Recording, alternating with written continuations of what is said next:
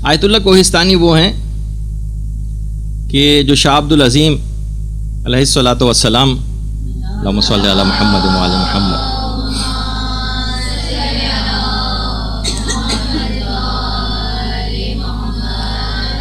Tehran میں جن کا روضہ ہے، ان کے روضے کے احاطے میں آیت اللہ کوہستانی کی قبر مبارک. تو پہلے تو ایک بات بتا دوں ان کے متعلق کہ اتنے عظیم مقام پر فائز تھے آیت اللہ کوہستانی. طالب علموں کے لیے ایک بہت زبردست بات انہوں نے بتائی کہ خود ان کے اجتہاد کی گواہی آیت اللہ نائینی نے دی تھی. باقاعدہ آیت اللہ نائینی جو کہ اجازہ اجتہاد دینے میں انتہائی سخت سمجھے جاتے تھے، خود ان کے اجتہاد کی گواہی دی تھی.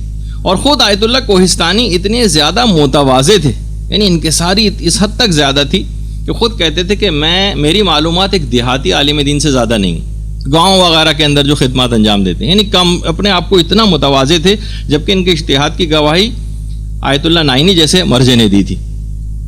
انہوں نے ایک مدرسے کی بنیاد بھی رکھی تھی کوہستان میں، اور اپنی بیوی سے کہا تھا کہ دیکھو، ان کے مدرسے میں تقریباً 400 کے قریب طالب علم تھے.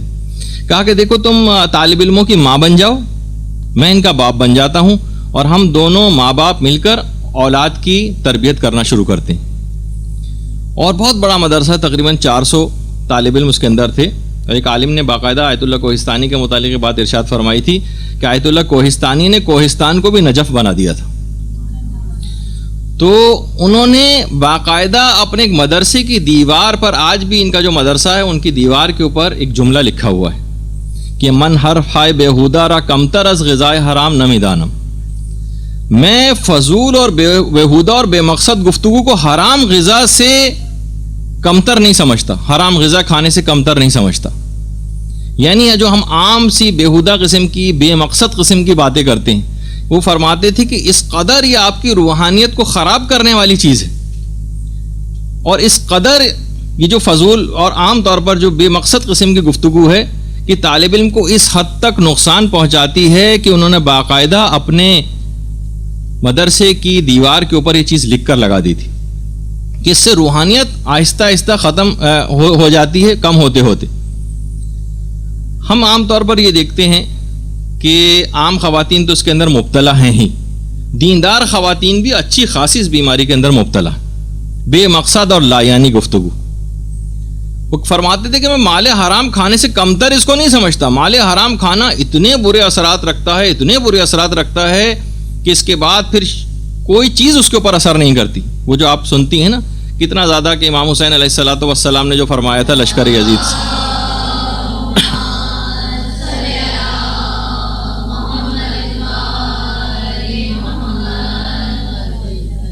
کہ میری باتیں تم پر اس وجہ سے اثر نہیں کر رہی ہیں کہ تمہارے پیٹ حرام چیزوں سے بھرے ہوئے ہیں. تو آپ خود سوچئے کہ مال حرام ایک ایسی چیز ہے کہ جو اتنے برے اثرات رکھتا ہے کہ پھر امام حسین جیسا امام معصوم کھڑا ہو کر گفتگو کر رہا ہو اور وہ اثر نہیں کر رہی ہوتی.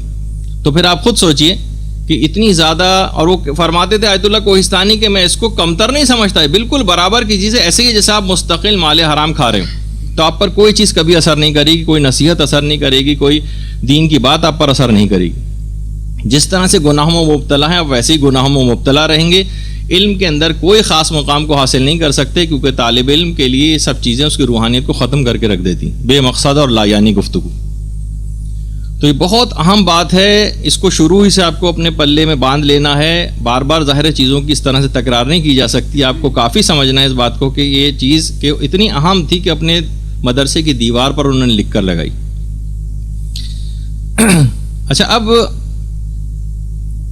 اب دیکھیے کہ جب امام حسین کی بات اثر نہیں کر رہی تو پھر ایک عام عالم کی، ایک مدرس کی بات لوگوں پہ کس طرح سے اثر کر سکتی، اور خود اس کے اوپر لوگوں پہ کوئی اثر نہیں ہوگا، اور خود اس مدرس کے اوپر وہ خود اگر اس کے اندر مبتلا ہو تو اس کے اندر بھی کوئی روحانیت پیدا نہیں ہوگی.